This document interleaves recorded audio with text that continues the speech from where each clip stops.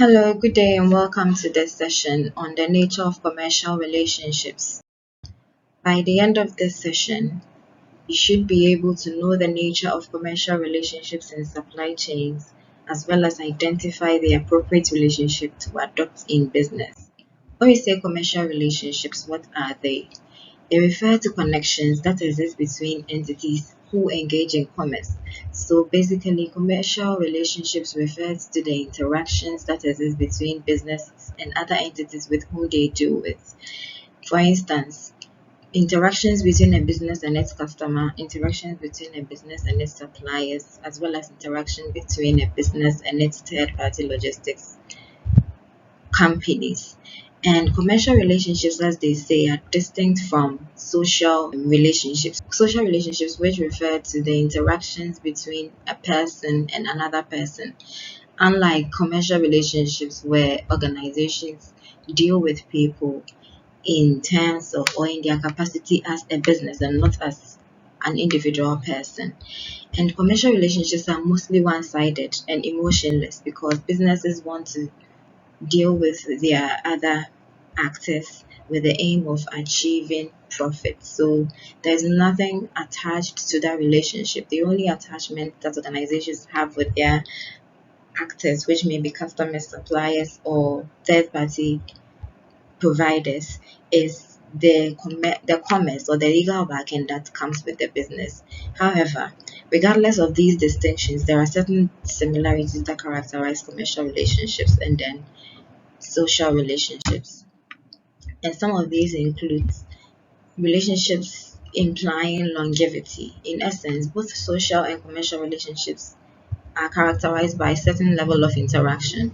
Hence, longevity is the aim in both commercial and social relationships because in the end, both want to interact over a long period of time while realizing the profit gains from the interaction.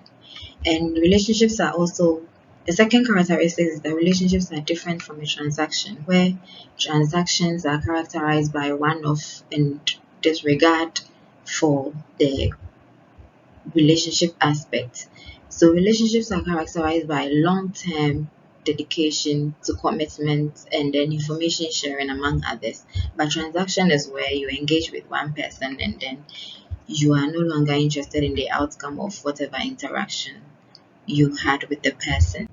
Thirdly, relationships are characterized by meaningful ties between the parties, and some of these ties come in the form of actor bonds, where the interaction between a business or a person and another person, in this case, the social relationships, imply that such interactions emerge over time and then there's a development of such a bond between the parties, which inclines or promotes the tendency to re-engage and then re-communicate on the level of whether the personal relationship or the commercial relationship. And relationships also imply activity links where each person in the relationship, be it an individual or a business, has a level of interaction. Has Relationships imply activity links where each actor in the business, for instance, a customer and a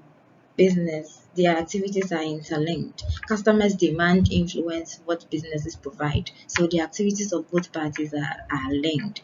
And also, relationships imply resource ties, where actors in a relationship depend on each other. So in a typical commercial relationships, businesses depend on customers for their resources in the form of money, and then customers also depend on the business for the products that they offer. So in essence, the resources of each party it's interlinked. That implies the meaningful ties between the actors. And also relationships, both social and commercial, imply commitment from both parties, such that both parties are willing to exchange or give up something in exchange for another thing from the other person. And commitment implies or depicts mutuality or reciprocity, where each party is willing to give up something and also exchange something for a benefit from the other party. Commitment is also seen in the form of trust, where the other one party is willing to give up something with the hope that they the other party wouldn't compromise any of such information that they are giving up. And relationship commitment is also seen in the form of transparency, because in order for commitment to be depicted, one party needs to be able to share what they are thinking about an issue without hesitating, without withdrawing any information with the fear of the other party giving up that information. And then it's also seen in the form of regular interaction, where parties continuously engage, as we saw relationships being distinct from a transaction, where there is little or no interaction, where there is no interest in the outcome of the relationship.